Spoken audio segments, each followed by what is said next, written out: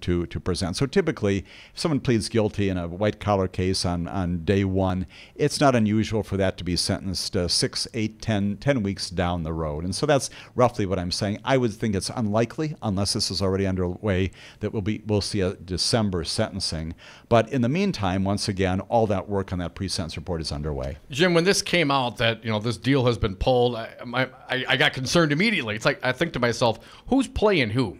I mean, Manafort, as mentioned, the guy's a fraudster. He's been in this game for a very long time. He's got very powerful friends, one of them being the president. He's got the ability to pardon.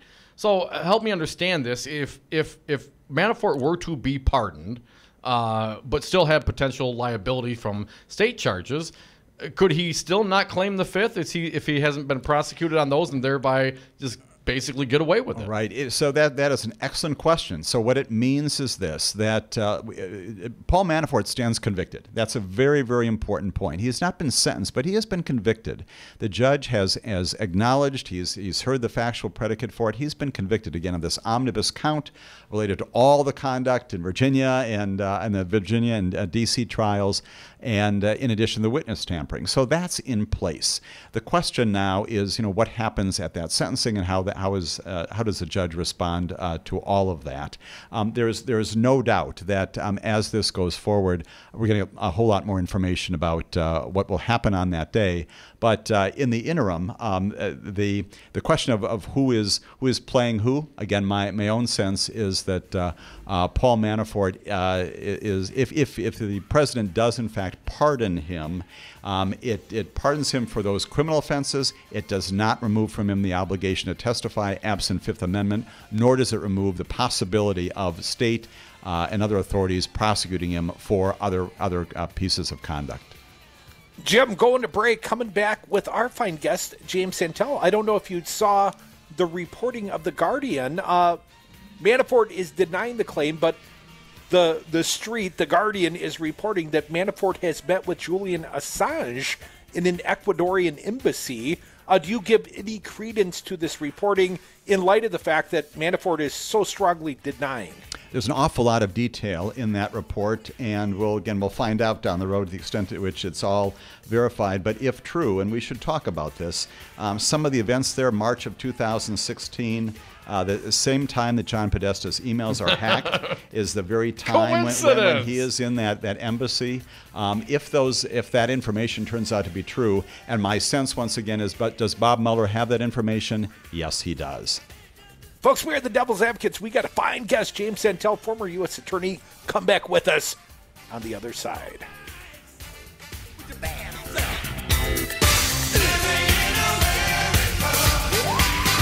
I feel good. People are very, very impressed with what I've done to business people. To conceal the source of money as by channeling it through an intermediary. Was that wrong? Do you own a rental property, or would you like to partner with a rental investment team? Call the pros you can trust at CCL Management.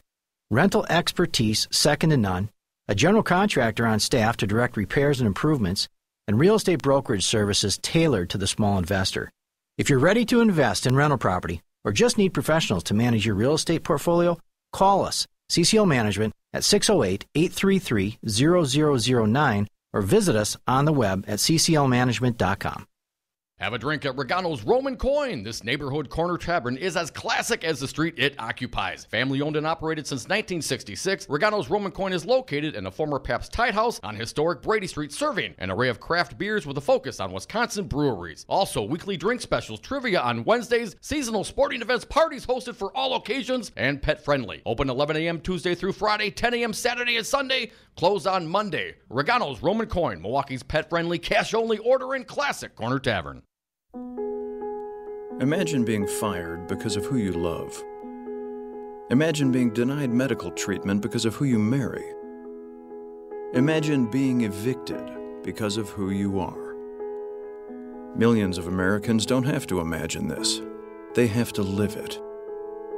Because in 31 states, it's legal to discriminate against LGBT people. Get the facts at beyondido.org. Brought to you by the Gill Foundation and the Ad Council.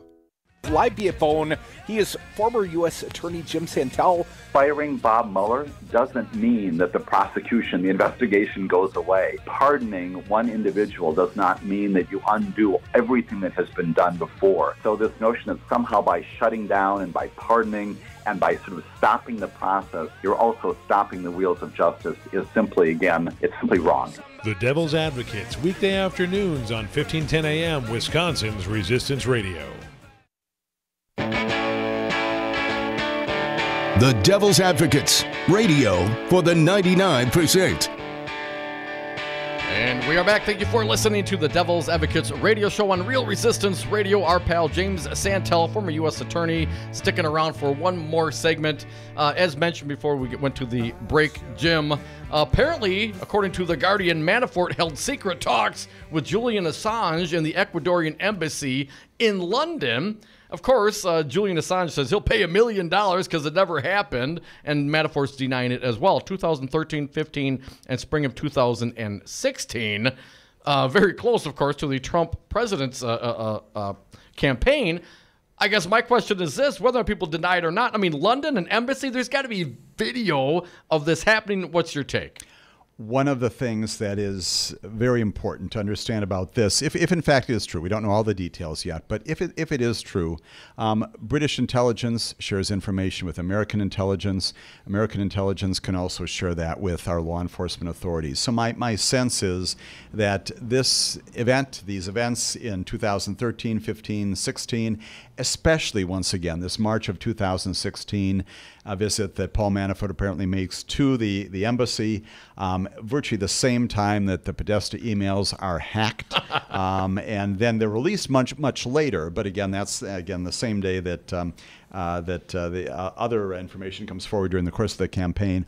All of that has got to be known by Bob Mueller. He's got this information already, if it is in fact true, and it could also have some impact. It could be related in some way, possibly, to the decision yesterday to withdraw the plea agreement. If Paul Manafort wasn't, for example, honest about his visits to the Ecuadorian embassy in London, his discussions with Julian Assange about Wikileaks, about the hacking, and Bob Mueller knows what the truth is, and Paul Manafort has said is denied that in some way or simply not confirmed accurately what he has got to be able to remember, that could also be the kind of thing, it's a very significant visit, that could be the kind of thing that Bob Mueller looks at and says, you know what, we know you were there, we know you had these communications with Julian Assange, the timing is so very, very close. March of 2016, the releases, then months later in October, and even before then, all of that probably much connected to the decision, if indeed Paul Manafort was not honest about that.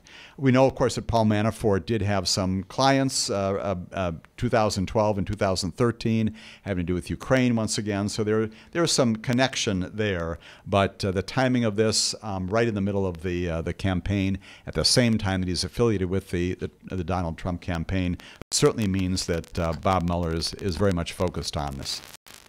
Now, Jim, would this be an indication of collusion? We've heard lots of talk about collusion.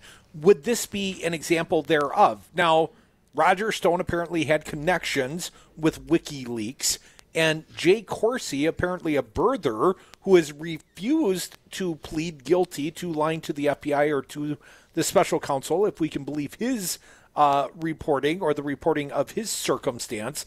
He also seems in some way, shape, or form connected with WikiLeaks. So, Jim, I realize it's not a straight line at this point, but it seems like this collusion question is being answered, or at least these seem to be the players, the characters that we should keep an eye on. Roger Stone, Jay Corsi, Paul Manafort, and of course Julian Assange. Do you see this is the nucleus of whether or not there was collusion with the Russians? It certainly indicates an awful lot of relationship there. And to your list, Mike, I would also add those 12 GRU intel officers that Bob Mueller indicted earlier this year. that also goes to this. And that indictment at the time, if you recall, was also based upon hacking and all the things that the Russians did in our campaign during the course of 2016. So what do we have going on here? We've got the campaign manager for the Trump campaign. Again, if this is true, visiting the Ecuadorian embassy, having some sort of 40-minute discussion with Julian Assange, presumably, if the report is true, about the leaked or hacked Podesta emails. And that's also exactly what Bob Mueller has charged in this indictment as to the 12 Russians. That's a pretty close connection here, that we do have some collusion, perhaps even a conspiracy there of a greater nature. So I think that the dots begin to get a little clearer and the lines begin to get drawn between those with somewhat greater clarity. Jim, I know there have been a number that have filed suit and sought to claim that the Mueller investigation is unconstitutional or was not taken up properly, something of the sort. One that made that claim was Papadopoulos. And Papadopoulos, my understanding, his 11th hour seeking a stay to his imprisonment, well, that was not viewed kindly by the courts. Apparently the judge did not want to, do the heavy lifting over the Thanksgiving holiday that was then required. But what's your thought? Is there any way that this special counsel could be thrown out? My understanding is it's now a number of judges that have said, no, Mueller apparently has the right to continue. I think that's right. And this has been tested in the courts now. We do have a number of decisions, as you indicated, Mike. And although George Papadopoulos and perhaps others will continue to say, wait a minute, I was improperly convicted by a prosecutor who did not have the authority to do so, that horse has pretty much left the barn, if you will. And I think that again, judges looking at this have all come to the same conclusion, that the authority is there. And once again, if George Papadopoulos, like Paul Manafort, like all the others, like Michael Flynn, Rick Gates, if you do not want to plead guilty, if you do not want to stand up in front of a judge and say, these are the crimes that I committed, this is what I did, this is my mindset, you do not have to do that. And the fact is that they have all done that, and they stand convicted. Not to say that your authority, for the prosecutorial authority, doesn't have some relationship to that, but those are issues you can and should have raised, and were raised long prior to their entering those convictions and those pleas of guilty to those counts. Okay, Jim, what question did we forget to ask you about this sordid Mueller investigation of Trump and possible collusion? Lay it out for the people. What did we forget to ask you, Sure, I think you've got it all as today. I know there's an awful lot of speculation about this report being imminent. You mentioned this before as well. Along the way, we've described where we are in this investigation. Remember that we do have Roger Stone out there. We've got other people out there. My own sense, where are we right now? I think Bob Mueller is working on it. I don't necessarily believe that the report is imminent as of next week. My own sense is I think we're in the middle of the middle right now. We're beyond the beginning of the middle. We're in the middle of the middle. A number of people have been indicted. We're moving towards sentencing. It's the halftime entertainment right now. I think that's right. There are plainly other indictments that are going to come forward. We mentioned Corsi, perhaps Roger Stone, others like that. But we've got a ways to go yet. And I think we'll be talking for a while, well into 2019. What will mark the beginning of the end of the Mueller investigation? Any signs that would be a tell, Jim? I think those will be indictments of people who are perhaps much closer to the president than they have been before. Roger Stone is closing in on that. If we do, in fact, get indictments of people like Donald Trump Jr. or his son-in-law, those kinds of things would indicate to me that you're coming to an end. And certainly the report is, if that, in fact, is produced, that's very close to the end. Well, this segment's at an end. Thank you so much, James Santel, former U.S. Attorney. He's a friend of ours. We are the Devil's Advocates. We'll be right back. Thanks, Jim. Always a pleasure. Where is the collusion? Find some collusion. We want to find the collusion. But there's been no collusion, no obstruction, and virtually everybody agrees to that. Keep using the word. All workers benefit from unions, as unions create the highest standard in wages, health and welfare, retirement security, and workplace protections. Hello, this is Tom Bennett, President of Teamsters General Local 200. Your voice is your strength. The ability to build a stronger and better tomorrow begins today. Teamsters Local 200 represents workers in numerous industries, and our team is ready to sit down with you and your co-workers to build your unified team. Call Teamsters Local 200 at 414-771-6363 or visit us on Facebook or www.teamsterslocal200.com. The Forum, hosted by Sherwin Hughes, exclusively on Real Resistance Radio. Call in live at 844-967-2789 and give your thoughts, feelings, and opinions on local and national topics. Monday through Friday from 9 a.m. to noon. It will not be what you expect to hear, but we will definitely give you what you need to know. That's The Forum, hosted by Sherwin Hughes on Real Resistance Radio. Always streaming live on realresistanceradio.com. You are listening to Real Resistance Radio, WRRD 1510 AM Waukesha and WTTN 1580 AM Columbus. Always streaming at realresistanceradio.com. Ready for deal. Angry at GM. I'm Mike Moss. Britain's Guardian newspaper says former Trump campaign chairman Paul Manafort met several times with Wikileaks founder Julian Assange, providing a possible link between the campaign and the release of hacked Democratic emails. However, correspondent Jessica Schneider says Manafort denies the report. Paul Manafort, who is behind bars, says this story is totally false and deliberately libelous. I have never met Julian Assange or anyone connected to him. I have never been contacted by anyone connected to WikiLeaks, either directly or indirectly. I have never reached out to Assange or WikiLeaks on any matter. Manafort now saying he is now considering all legal actions against the Guardian newspaper. The Mueller Russia team accuses Manafort of repeatedly lying and today ended a cooperation agreement with him. More from correspondent Pamela Brown. The Manafort case and the Russia probe both on the mind of President Trump.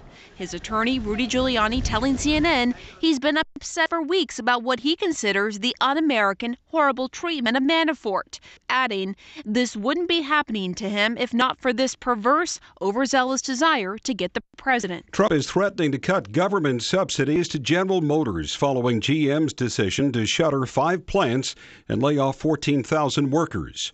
Arno Hill is the mayor of Lordstown, Ohio, where one of those plants will close. The president has made his point perfectly clear. He feels that Ohio is a very strong place where he wants to keep manufacturing. He has said that from day one. He came and campaigned here and said that don't sell your homes. I'm going to help bring jobs. The president tweeted the U.S. saved General Motors, and this is the thanks we get. Economic advisor Larry Kudlow says the president believes there's a possibility of a trade breakthrough this weekend when he meets with the president of China. I'm Mike Moss. 5/9, your local single-source IT solutions provider, specializing in cloud technology, consulting, servers, networks, and hosting. We manage your IT so you can focus on running your business. Enjoy technology. Enjoy 59s.com. Knowing your breasts can save your life. Go to knowyourgirls.org for the facts you need on breast health. Brought to you by Susan G. Komen and the Ad Council. You took the first step and quit smoking, but even former smokers may still be at risk for lung cancer. That's why SaveByTheScan.org wants you to know about a new low-dose CT scan that can detect lung cancer early. It takes only 60 seconds and could save your life. You took the first step, now take the next. Visit SaveByTheScan.org for a simple quiz to see if you're eligible and talk to your doctor about screening. SaveByTheScan.org is brought to you by the American Lung Association's Lung Force Initiative and the Ad Council. Or President Trump's border wall may complicate the Senate's effort to avoid a December government shutdown. Senate Democrats are standing firm. The $1.6 billion for border security negotiated by Democrats and Republicans is our position. Minority Leader Chuck Schumer says while President Trump wants $5 billion and is threatening a government shutdown if he doesn't get it, Democrats are not willing to yield. Stick to the $1.6 billion. Majority Leader Mitch McConnell sees some wiggle room. Well, we're talking about it. We're trying to get the president the money he would like for the wall. That's part of the year-end funding discussion. The deadline to wrap up work on the funding bills is December 7th, or a partial government shutdown would follow. Linda Kenyon, Capitol Hill. A wildfire in southern Arizona started when an off-duty U.S. Border Patrol agent shot a target to reveal a baby's gender, burning 73 square miles and costing $8 million.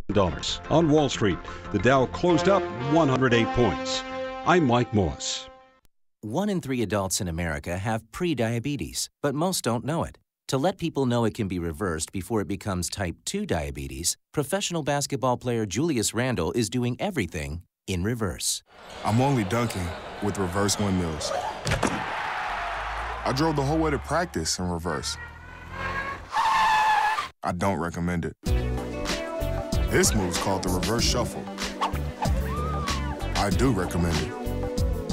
And it took me months to learn how to speak in reverse, like this. Years 10 almost for diabetes type 2 with living Ben has mama. In other words, my mom has been living with type 2 diabetes for almost 10 years.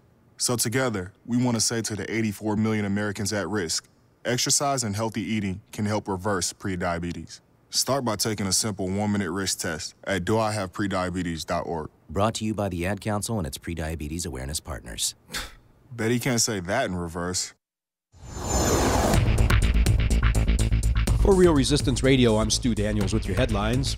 The state of Wisconsin and a conservative special interest group are in a court battle over more than $250,000 in legal fees related to the John Doe investigation of Scott Walker. Wisconsin is on track to lose more dairy farms this year than in any year since at least 2003. Outgoing Attorney General Brad Schimmel says people who rent out their barns for weddings and other events are subject to the state's liquor laws. And former advisor to Donald Trump, George Papadopoulos, is serving his debt to society in a Wisconsin prison. Outside tonight, partly cloudy, lows in the mid-teens. Tomorrow, sunny in Milwaukee, increasing clouds in Madison, highs in the upper 20s. And for Thursday, chance of rain with highs in the mid-30s. You're listening to Real Resistance Radio. Warning, you are about to listen to the greatest radio show ever. And due to contractual obligations and to shield our airwaves' corporate licensees from any semblance of liability, responsibility, and gullibility, we must tell you the views represented on this show are not necessarily those of this station or its management. This radio show contains differing points of view on current political topics, and due to the nature of its contents, it should be heard by everyone. Thank you for listening. 3, 2, 2, 1. Now live from the heart of liberal Wisconsin, where the political party is just beginning, welcome to the Devil's Advocate Show. Best friends proving it's never personal, only politics. Please allow me to introduce myself. Now here are your hosts, Dom and Crute. Welcome back to the Devil's Advocates Radio Show. Dominic, we are sliding into the 4 o'clock happy hour. And it won't be quite as happy as the last half an hour were, because had a fine guest in the studio, James Santel, former U.S. attorney. We were talking Mueller time, and that always makes me just a little happier, Dom. And we've got a few more headlines to kind of backfill this conversation with. I'd like to go first, Dom. TheHill.com reporting ex-CIA chief tears into Trump. Let me read from the body of the piece. Michael Burke. Former CIA Director John Brennan on Tuesday slammed President Trump after Trump attacked Special Counsel Robert Mueller, writing in a tweet that Mueller's name will be revered in history while the president will be scorned. Brennan added that Trump reminds him of how other corrupt authoritarian leaders have acted before being deposed. I'll read from the tweet from the former CIA director. Your feelings of inferiority, insecurity, vulnerability, and culpability are loud and clear. You remind me of how many corrupt authoritarian leaders abroad behaved before they were deposed. Bob Mueller's name will be revered in the annals of U.S. history. Your name will be scorned, he tweeted. It's going to sting a little bit, right, Tom? If you have any shame, perhaps, and I would agree with that assessment. I don't think Trump will go down in history as the greatest president ever, A-plus president. I'm not buying it. Come on, man. I heard he's very thankful for himself for Thanksgiving this year, Dom. Thanks, President T-Bone. People might have missed yesterday's show. They might not know what. Well, you can never miss a show, man. That's how it is. We always reflect and refer back. Dom, there was another headline I'm looking forward at this moment. Now, you had something on the Roger Stone. What was that, my friend? Breaking headlines here right now from CNN. One of them, Mueller investigating 2017 meeting between Manafort and Ecuador's president. And another one here from also CNN. Let me get to it. Stone's efforts to seek WikiLeaks documents detailed in draft Mueller document. Again, from CNN, this just breaking in the last hour. Draft court documents obtained by CNN outline significant insights into what Special Counsel Robert Mueller may know about Roger Stone's efforts to seek documents from WikiLeaks in 2016. Mueller's office was preparing to tell a federal court that Stone pushed an associate to get documents from WikiLeaks, information that is now known to be stolen from the Democrats by Russian hackers that could help the Trump campaign, according to a draft of a court filing and other documents shared with CNN by Stone associate and conservative author Jerome Corsi. Crudy, you mentioned Jay Corsi a couple of times today. Corsi said he received the drafts, mostly dated this month, as part of his negotiation with Mueller's team regarding a plea of making a false statement to federal investigators. According to Corsi and the drafts documents he provided, prosecutors offered him a plea deal, which Corsi says he plans to reject because he doesn't believe he knowingly lied. You know, the admission of the truth is not a lie. In one draft court filing shared with CNN Monday, the special counsel's team outlined how Stone, who was only identified as person one, allegedly sought the information in emails from WikiLeaks using at least one person, Corsi, as a go-between. Corsi confirmed to CNN that Stone is person one. Mueller spokesman Peter Carr declined to comment on the draft documents. The authenticity of all documents could not be confirmed immediately by CNN, though the draft court filings regarding the possible plea agreement matched the format, structure, and language of all other plea deal cases opened by Mueller, the team in D.C. federal court. It is not known how many changes remain to be made to the draft documents. Such information is normally not released until filed in court. There's 3 alleged lies outlined, Crudy. In the draft court papers, prosecutors outline how Corsi allegedly lied 3 times to the FBI and the special counsel's office. He told them he rebuffed Stone when Stone asked him to reach out to WikiLeaks. He denied that Stone asked him to involve another person in the effort, and he denied he shared information about what WikiLeaks had. In the summer of 2016, Stone allegedly asked Corsi to get in touch with WikiLeaks, quote, about materials it possessed relevant to the presidential campaign that had not already been released, according to the draft filing. Go to Assange, Stone wrote in July 25th of 2016, 3 days after WikiLeaks dumped thousands of DNC emails. According to the document, Stone directed Corsi to get in touch with WikiLeaks founder Julian Assange at the Ecuadorian embassy in London, which blasting publicly the document stolen about the Russian hack and get the pending WikiLeaks emails.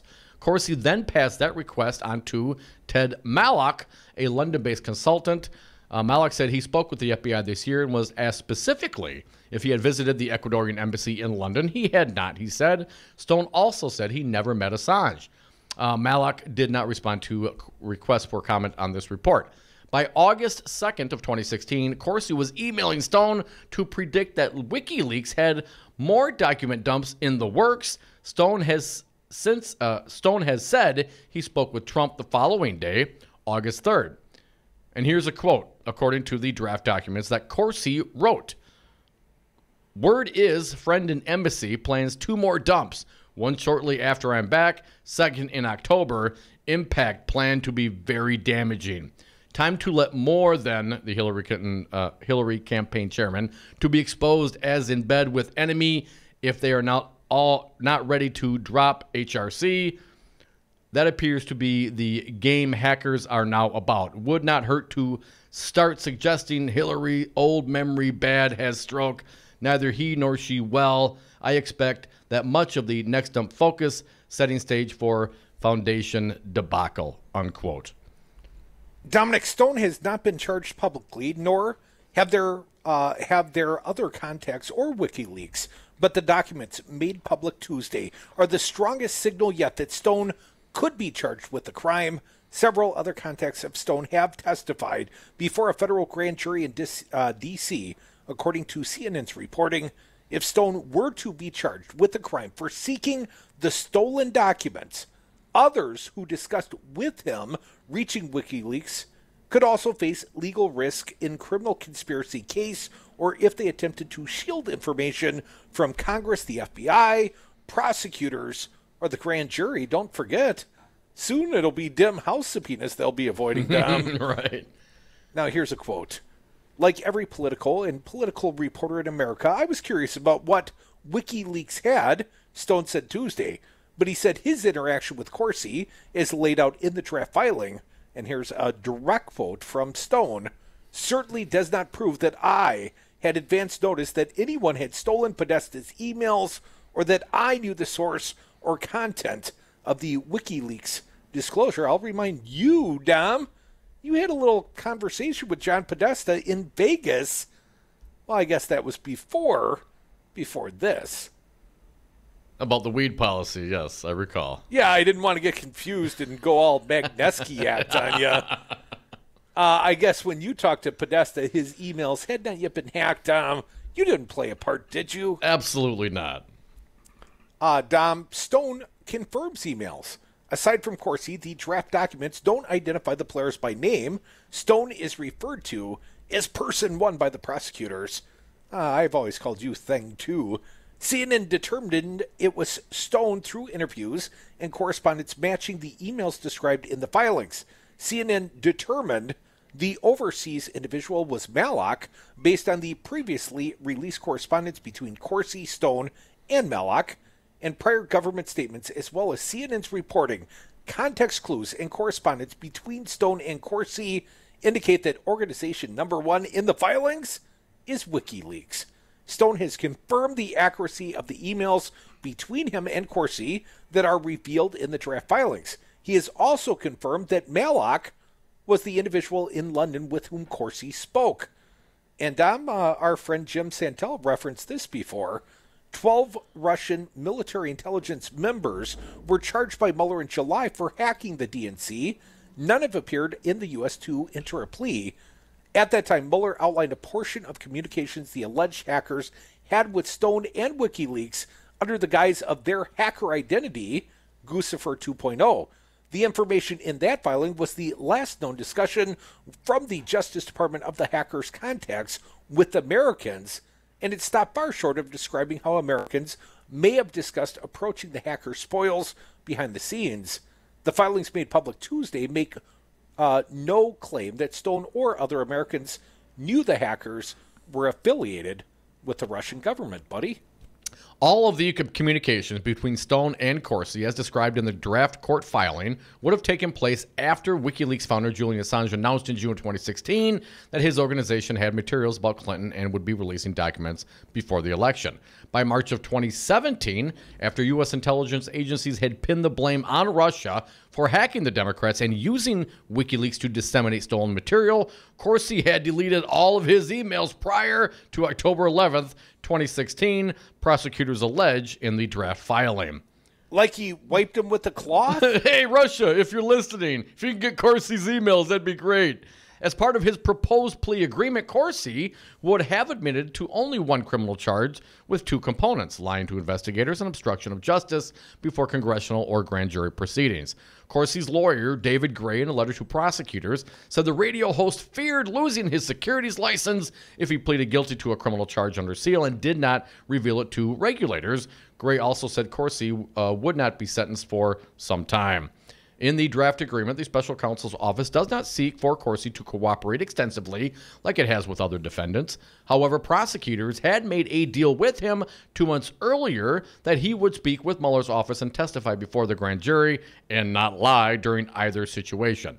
So far, Mueller has spoken to dozens of witnesses, including campaign and administration officials, in a similar way to Corsi in September. The special counsel's office has charged 4 people with lying to investigators, 2, the former Trump campaign advisor George Papadopoulos, and now Wisconsin. Doing time in Wisconsin right now, buddy. And the Dutch lawyer Alex van der Zwaan were sentenced to prison. Former Trump campaign deputy Rick Gates and former National Security Advisor Michael Flynn have pleaded guilty and continue to cooperate with investigators on multiple ongoing investigations.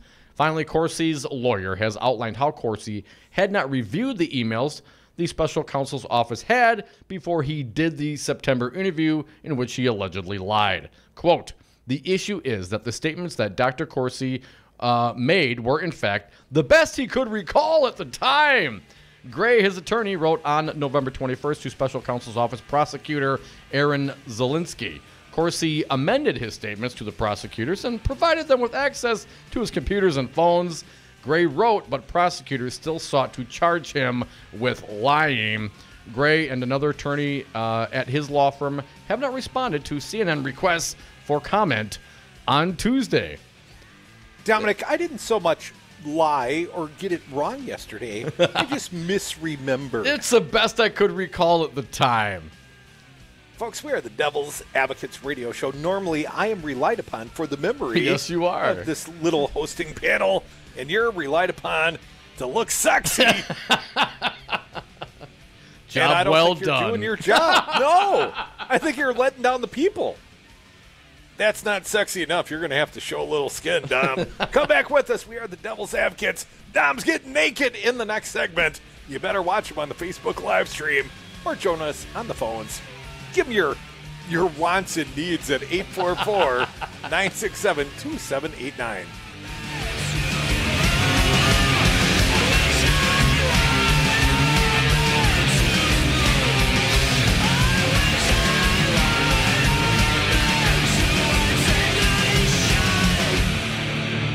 Russia, if you're listening, I hope you're able to find the 30,000 emails that are missing. I think you will probably be rewarded mightily by our press. And all you have to do is take a look at WikiLeaks and just see what they said. But there's been no collusion, no obstruction, and virtually everybody agrees to that. Do you own a rental property, or would you like to partner with a rental investment team? Call the pros you can trust at CCL Management. Rental expertise second to none, a general contractor on staff to direct repairs and improvements, and real estate brokerage services tailored to the small investor. If you're ready to invest in rental property or just need professionals to manage your real estate portfolio, call us, CCL Management, at 608-833-0009 or visit us on the web at cclmanagement.com. 1 in 3 adults has prediabetes. That means it could be you, your best man, your worst man. Take the risk test at doihaveprediabetes.org to know where you stand. Brought to you by the Ad Council and its Prediabetes Awareness Partners. Most of my family, they never graduated high school, so I'm trying to break that barrier. My daughter, Brooklyn, was also a motivation for me to go back to school. Every day after work, went straight to school, and it paid off. At age 26, Kareem finished his high school diploma. I could not have done it alone. I see the future is really bright for me. No one gets a diploma alone. If you're thinking of finishing your high school diploma, you have help. Find free adult education classes near you at finishyourdiploma.org. Brought to you by the Dollar General Literacy Foundation and the Ad Council. To protect his family from disaster, Steve used his camera phone. Done. By taking pictures of his important documents, Steve can always have them stored online. Learn more simple disaster prep tips at ready.gov. A message from FEMA and the Ad Council. It's a lot easier to measure how many times students use a semicolon correctly in an essay. Educated educators talking education. Than it is to measure how many wonderful ideas are in that essay. Busted Pencils. There is no teacher shortage. With Dr. Tim Slecker. There is a teacher exodus. Featuring Matt Damon's mom. You want to know what my mom would say? We've had an intrusion into education. Busted Pencils Radio. Saturdays at 11 on Resistance Radio.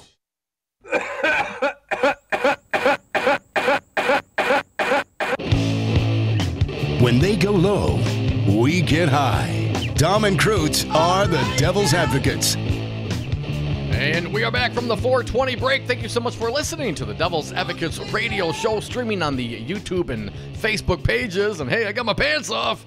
And we're on Twitter at Devil Radio. And you can always join us on the party line. Talk or text 844-967-2789. Dominic, the munchies came a little early for me today. I'm getting a little hangry. Had to have a Snickers. Don't be hangry. Well, I'm less hangry now. I'm more like myself. I had a Snickers. Dom, I found this troubling headline at the Channel 3000 last night. The wife of Trump advisor in Wisconsin prison says he doesn't deserve to be in jail. You know, I found it quite ironic. Jessica Arp, our friend from Channel 3, She got to interview Papadopoulos' wife in Wisconsin yesterday. Come on, Crudy, get on that. I know. How did I miss that booking? As former campaign advisor to President Donald Trump begins a sentence at a Wisconsin prison camp, his wife says she is both liberated, because he's in jail, and defeated by his incarceration, and is still defending any connections he may have to Russian operatives. Simona Papadopoulos was with her husband, George Papadopoulos, as he was dropped off at Oxford Federal Prison Camp Monday afternoon, where he's starting a 14-day prison sentence. 14? I think he'll survive. Come on, 14 days? 14 days? As the inmates would say, Dom, you can do 14 days standing on your head. Papadopoulos pled guilty last year to lying to investigators about his contacts with Russian officials during the 2016 campaign. And here's a quote, Tom. There's mixed feelings between something that finally reached this end, so it's sort of a liberation from this purgatory we've been through for so long. Mangiante Papadopoulos said in an interview with News 3. It's some sort of resignation. It's ready to get his past back after all. He's been through. He's ready to deliver his message loud, as he's already started to do. George Papadopoulos tweeted Monday before going to the prison camp, saying he was looking forward to publicly testifying shortly after he completes his sentence. I'm looking forward to clearing my name as he does 14 days in a federal penitentiary. And back to Mrs. Papadopoulos. And on my side, I said also, I feel a little defeated because I fought very hard for this not to happen. And finally it happened. I still don't think he... #sad. I still don't think he deserves to be in jail, even if he's facing his responsibilities for whatever he did. Whatever he did? What did he do, Crudy? Dom, he misremembered a date when he met with a professor, a Maltese professor, not a Russian professor, and it qualifies as a lie under the law, according to the FBI. So, I'm lying about meeting with a Russian professor. Now, let me give just a little more context from the Channel 3000 piece. Mrs. Papadopoulos is also a figure in the Russian investigation. She also factors in them, having been accused of being a Russian spy and connecting George Papadopoulos to the university professor who told him the Russians had dirt on Hillary Clinton during the 2016 campaign. She's the missing link, Dom. I, again, quote, Mrs. Papadopoulos. I was interviewed by the Mueller office almost a year ago. There are a number of coincidences in my background that drew Mueller's attention, and I would say legitimate attention. I mean, when you're saying, hey, when the special counsel comes looking, yeah, I probably got some dirt. I mean, isn't that what she's implying? Again, Mrs. Papadopoulos' quote, I used to work in politics as well for a long time at the highest level of the European Union, and I worked shortly for Professor Mifsud, so I understand the circumstances need to be clarified in a clean way. And then she went on to tell our friend Jessica Arp, if my husband, George Papadopoulos, is the one who originated the Crossfire Hurricane, to me this investigation doesn't have much consistent ground because I know it has nothing to do with Russia. I should know I'm a Russian spy. She went on, per the quote, but I cannot exclude that Mueller has probably other paths to investigate on, and of course my experience is limited to my husband's side, so I cannot take an overlook of the entire investigation, even though it's quite alarming that the one who triggered the investigation is George. Because loose lips sink ships, and he's in prison in the great state of Wisconsin. Come back with us, RealResistanceRadio.com, streaming live. You'll find us there, or Devil's Advocates. Why'd you do it? I didn't, since you asked. You gonna fit right in. Everybody in here is innocent, and you know that? I don't know what I said. I don't remember. Good evening, everyone. Due to FCC regulations and that we are an AM daytime radio station, this now concludes our broadcast day. You don't have to leave us. We do stream online 24/7 at realresistanceradio.com. That's realresistanceradio.com. or check us out on the TuneIn app at WRRD. For those of you already streaming, we now continue regular programming, and please welcome your friends from the radio. Say hello, everyone. WRRD 1510 AM and WTTN 1580 AM, Real Resistance Radio. Good night, everyone.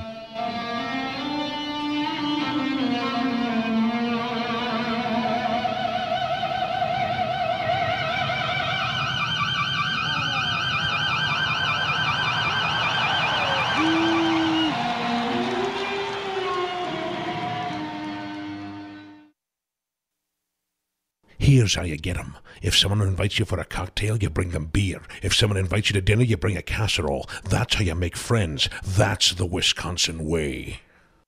On marijuana, unfortunately, as a public health issue and a public safety issue, I've opposed that. Dr. Sanjay Gupta, how can medical marijuana help those addicted to opioids? There's three big things. There's clear consensus now that cannabis can treat pain. That is not an opinion. That is a consensus conclusion by big scientific bodies like the National Academy of Science. We also know that it can help treat the withdrawal symptoms of opioids. People, they don't want to be on them anymore. They want to quit, but they develop the terrible withdrawal symptoms. And now we have evidence that it can actually help heal the part of the brain that is diseased in someone who's an opioid addict. If you had to start from scratch and design a substance to help lead us out of the opioid epidemic, like in a lab, it would probably look very much like cannabis.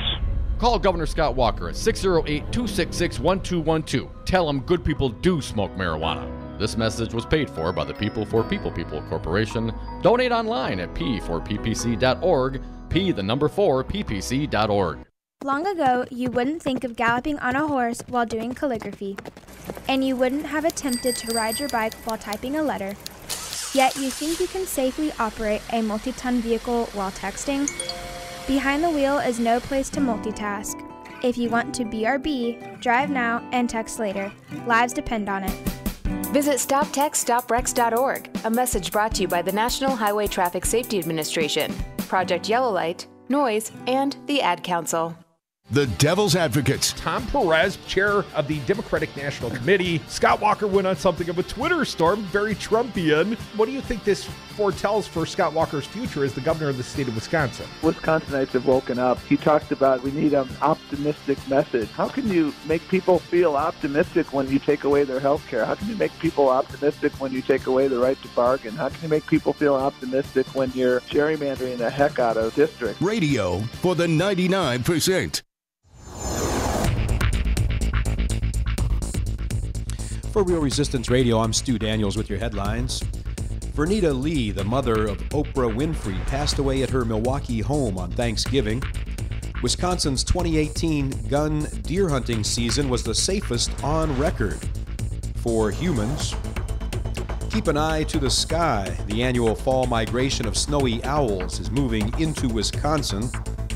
And the Bucks lost to the Hornets in Charlotte last night. The final score was 110-107. They have tonight off, then play the Bulls tomorrow night at the Forum. Outside tonight, partly cloudy skies, lows in the mid-teens. Tomorrow, sunshine in Milwaukee, increasing clouds in Madison, highs in the upper 20s. Then for Thursday, a chance of rain with highs in the mid-30s. You're listening to Real Resistance Radio.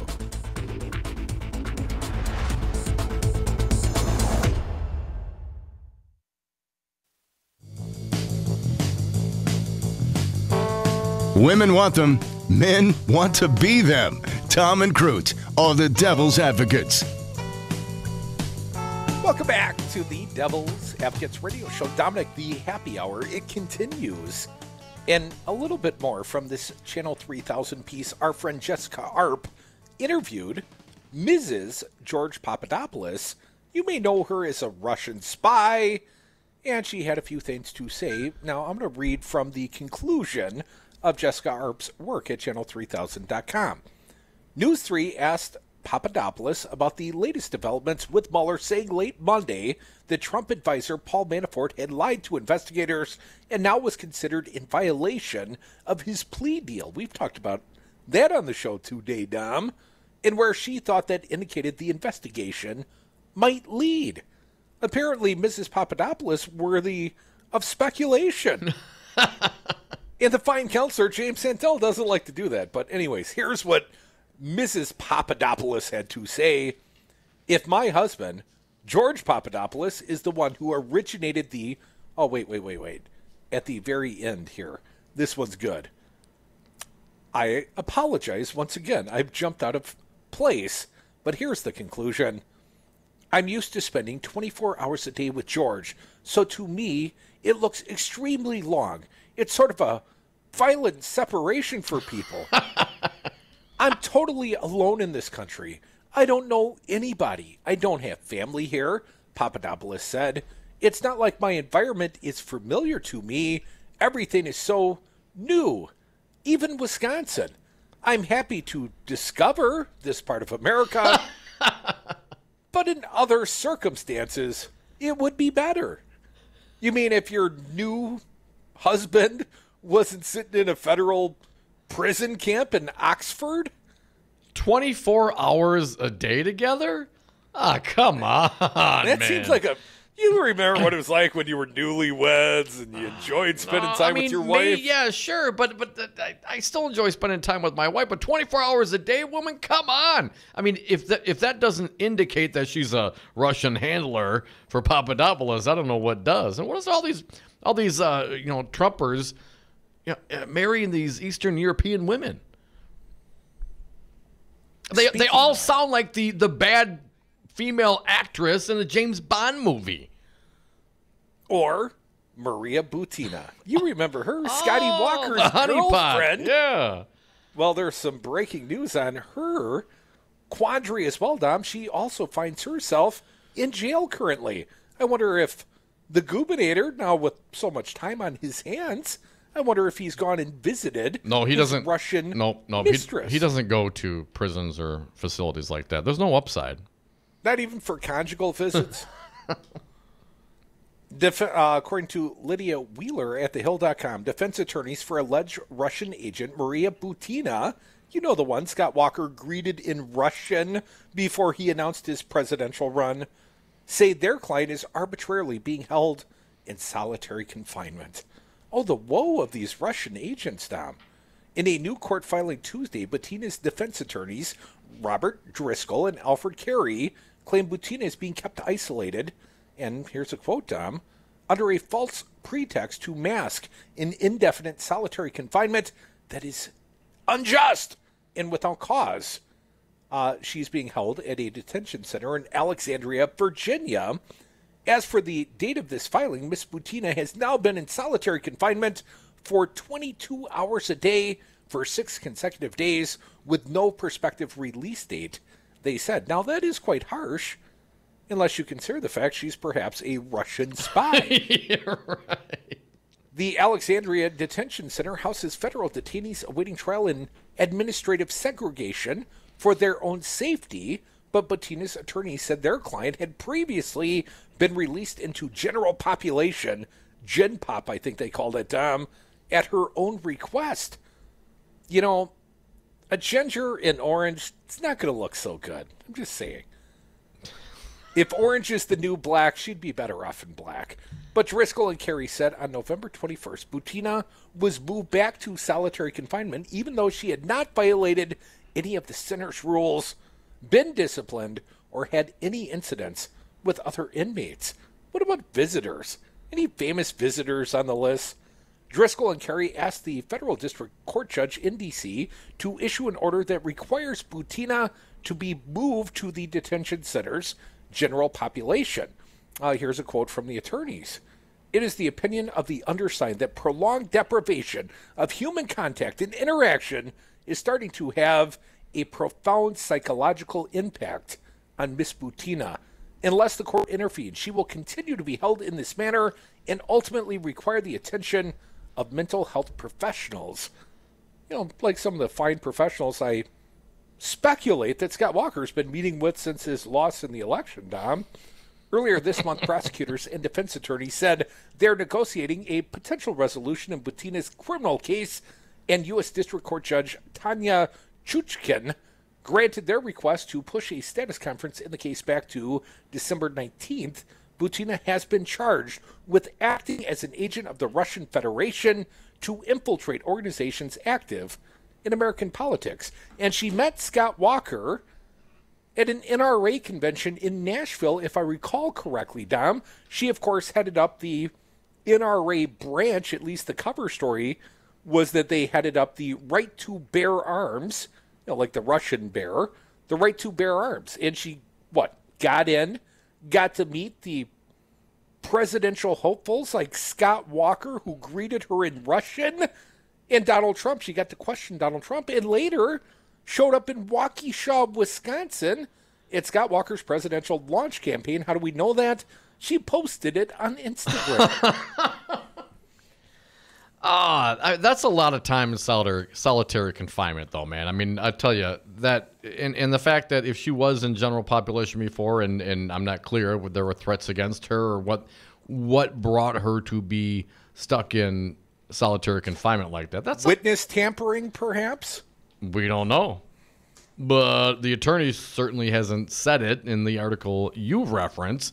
And short of something like that, how do you keep someone in a locked room for 22 hours a day?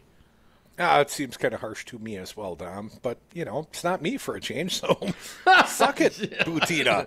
You Russian agents interfering in our election. And let's not forget, I mean, if she was like the Russian NRA, and the NRA was investigated by special counsel, that $30 million they put towards the Trump campaign. Am I remembering that correctly? About $32 billion, allegedly, Dom, is a conduit for laundered money from Russia to Trump's campaign, allegedly. Allegedly. But, Dom, you talk about the Russians undertaking and undermining American elections. You know who else are doing just that? Republicans in the state of Wisconsin, undermining the elective process and apparently telling people that in interviews, according to Mark Sommerhauser at the Wisconsin State Journal, Scott Fitzgerald, conservative-backed judge, could have a better chance if the date was changed for the 2020 presidential primary. You're not supposed to admit that aloud, Fitzy. I mean, really, you're not supposed to tell your true motivation is to corrupt the elective cycle, are you? Are you? I'm just asking, Dom. Let's see if I can get back to the article. Talk of moving the date of Wisconsin's 2020 presidential primary involves getting a better chance in the election to a conservative-backed appointee to the state Supreme Court, Justice Daniel Kelly. Senate Majority Leader Scott Fitzgerald said Tuesday. He said it aloud to the media. Now, here's the quote. Certainly, there's many people that think that Justice Kelly would have a better chance if there's not really this competitive Democratic primary for president, Fitzgerald said. His remarks were made to reporters after Senate Republicans met behind closed doors on Tuesday. Fitzgerald also said for the first time that GOP lawmakers are looking at changes to the state Solicitor General's office. You know, Misha Tetzlin. Yeah, why do they want to change it now? Did they just make that? Which represent the Solicitor General's office, which represents the State Department of Justice in high-profile court cases that are on appeal. That comes after Democrat Josh Kaul defeated Republican Attorney General Brad Schimmel in the recent election. Asked if he wants to do anything to get rid of the Solicitor General's office, which was created in 2015, Fitzgerald responded, yeah, we're talking about what to do with it. Well, why was it okay to have this new department, this new position when it was a Republican Attorney General, but now the Dem Attorney General's coming in, and now they want to get rid of it quick? Why? Well, the entire use of the Solicitor General's office has been to file federal lawsuits against the Obama administration. Apparently, they don't want to give Tony Evers and Josh Kaul the personnel to go sue the Trump administration with. I'll read on. Fitzgerald also cast doubt on whether the chamber could pass a subsidy package to help paper giant Kimberly Clark retain jobs in the Fox City. The measure passed the Assembly earlier this year. It still appears that votes are not there as we stand here today, Fitzgerald said. Now, in separate reporting I saw at the Journal Sentinel, Dom, they're 6 Senate votes short. There's only 33 senators in the chamber. They've got no plan And that's their whole justification for the special session is to take up the incentive package for Kimberly Clark that Republicans lack 6 votes for out of 33. Ouch. Crudy, meanwhile, Assembly Republicans wouldn't say what they discussed in secret Tuesday for a year-end session of the legislature, likely to be Republicans' last chance to pass laws before Democratic Governor-elect Tony Evers takes office. Lawmakers have acknowledged they expect a so-called extraordinary session to occur in December while Republican Scott Walker remains governor. Among the topics being considered, moving the date of Wisconsin's 2020 presidential primary, Walker said last week. The date is now set for April 7th, 2020 spring election. Also, when the presidential primary vote is set to be held, moving the presidential vote could help Republican Kelly, a Walker appointee, win another term on the high court by decoupling the presidential primary from the date of the Supreme Court election, at which Kelly may seek another term. That's because Democrats are expected to have a wide-open fight for their party's presidential nomination in 2020, while Republicans are expected to renominate President Donald Trump. Fitzgerald on Tuesday acknowledged concerns from local clerks across the state about moving the 2020 presidential primary. They have said it would create millions in costs for taxpayers to hold an additional statewide election. They also have warned it could create administrative nightmares by holding multiple statewide elections in close succession. It's pretty easy to see the logistical issues it could create, including early voting in 2 elections at the same time. That's a big problem, Fitzgerald said. You think? Fitzgerald said state Republicans appear to have 10 or 11 votes to pass a refundable tax credit package of more than $100 million for Kimberly Clark, which has threatened to close a facility in Fox Crossing if it doesn't get the subsidy. You need 17. You need 17 Senate votes. You got 10 or 11. Senate Minority Leader Jennifer Schilling, a Democrat from the great city of La Crosse, said in a statement Tuesday that it's become clear that Republicans never intended this lame duck session to be about saving jobs at Kimberly Clark. Instead, this whole special session has been a ruse to rush through more partisan bills, rig elections, and consolidate more power in the hands of Republican politicians, Schilling said. State Assembly Republicans met for more than 3 hours behind closed doors at the state capitol Tuesday. Assembly Speaker Robin Voss's spokeswoman, Kit Beyer, declined to explain what was discussed relating to the extraordinary session. I'll let you know if we have anything, Beyer said. Folks, we are the Devil's Advocates. You've been listening to us on Real Resistance Radio. There's still time for your contribution today. You can join us on the phones. They're open, and they're toll-free for you at 844-967-2789. We'll get to your calls next.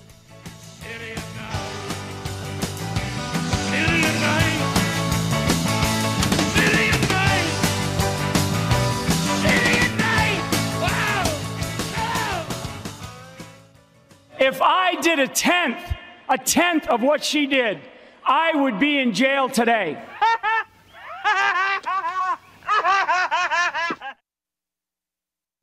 Hi, my name is Shantae, your local Hyatt pharmacist. With more than 10 locations here in the Milwaukee area, we're here to simplify your lives one script at a time. With free delivery to your home or work, where all your medications are brought together in one convenient dosage packaged, individualized to your daily medication regimen. We set up in-house calls with the licensed pharmacist to assist in medication management. We accept all insurance plans. To learn more about Hyatt, visit us at our website, HAYATRX.com.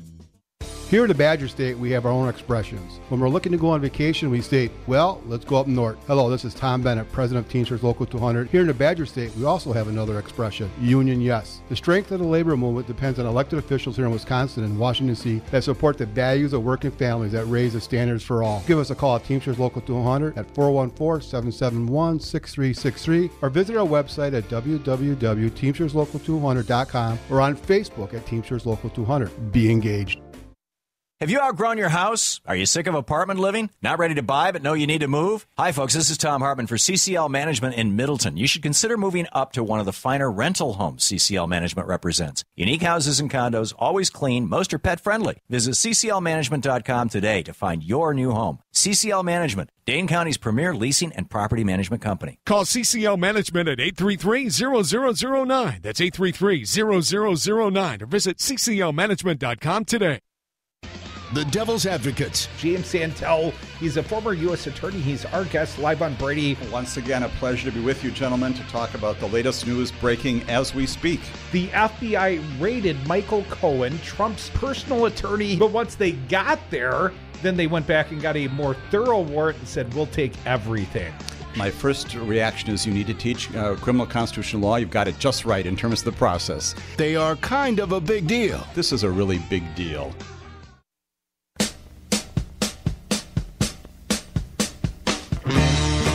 The Devil's Advocates, the fix for political junkies everywhere. And we are back. Thank you for listening to the Devil's Advocates radio show, Real Resistance Radio, last segment of the day. Got a few callers on. You can still join us, 844-967-2789. Let's get to them. Wisco Paul, you are first. Thanks for calling, man. What do you got today? Thanks for taking my call, Devils. Hey, by the way, a prison camp doesn't have a fence around it, and it's only 2 weeks, for God's sake. I think I could do that time up there. And as for yesterday, Ronnie did get me a little bit worked up. Getting tear gas in the Army is not much fun, and doing it to little kids, you got to give me a break on that. With this GOP, I'm going to keep New Glarus Brewery in business, I'll tell you that much. Yeah, it certainly is something else, Paul. It is, and I don't know how else to say it, but Trump, he just plain sucks. I mean, it's like nothing like I've ever seen in my lifetime. He is something of a despicable human being, is he not? It's like a mob boss became our president, and we get to see the inner workings of the Don each and every day on Twitter and at the news conferences. Well, he's an embarrassment to the country, and it gets tiring after a while, much like No Roads Walker did there. But hey, this is my last question for you guys today. How much of a mess has this guy really left for Tony, and is it even going to be possible to clean it up? And thanks for my call, guys. Thanks, Paul. It's a huge mess. And no, it's not going to be possible for Tony Evers to do a hell of a lot of anything about it because Republicans are going to fight him tooth and nail. They're already trying to, get rid of the Solicitor General's office. They're trying to change and corrupt the elections in the state of Wisconsin for the benefit of a conservative candidate for the Wisconsin Supreme Court. They are going to, change the appointments Tony Evers has to the Board of Regents and perhaps even Wiedek? No, he's not going to be able to clean up anything. They're going to give him a broomstick with no bristles. Thanks for the call, Paul. Certainly the Republicans are going to fight Evers along the way, but the budget's the big deal, right? That's where he can wield his power. Well, he can put out his proposal, and they can basically say hell no. They've got a supermajority in the Assembly. They don't have to pass Evers' budget. Who signs their budget? Put out their they put out their budget. Who signs their budget? And then Evers vetoes their budget. Right. And so you got a stalemate for months and months and months?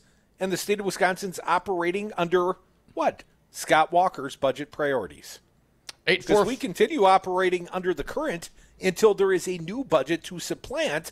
So if they don't allow we might still be talking about the lack of a state budget 2 years from now. 844-967-2789. Jake from Milwaukee. You are up. Thanks for calling, man. What do you got?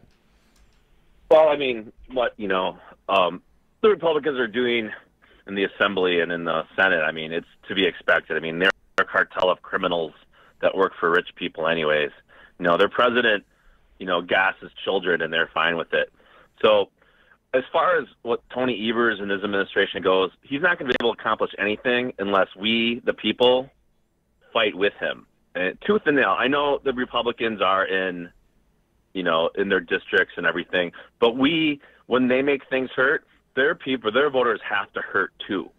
And that's what's going to happen. It's not going to be about liberal tears or anything. It's going to be about, oh, this budget's not happening? Well, your Republicans are making it hurt. You have to make it go. It's going to be a hard job. But I look at Evers' administration as stopping some of the bleeding, like a triage. I mean, just like North Carolina, it's not going to happen overnight. This is going to take years. It's not a quick fix. Right on, Jake. Totally agree. It's going to be a fight. And, I mean, I hope, cooler heads do prevail. At the end of the day, Evers won.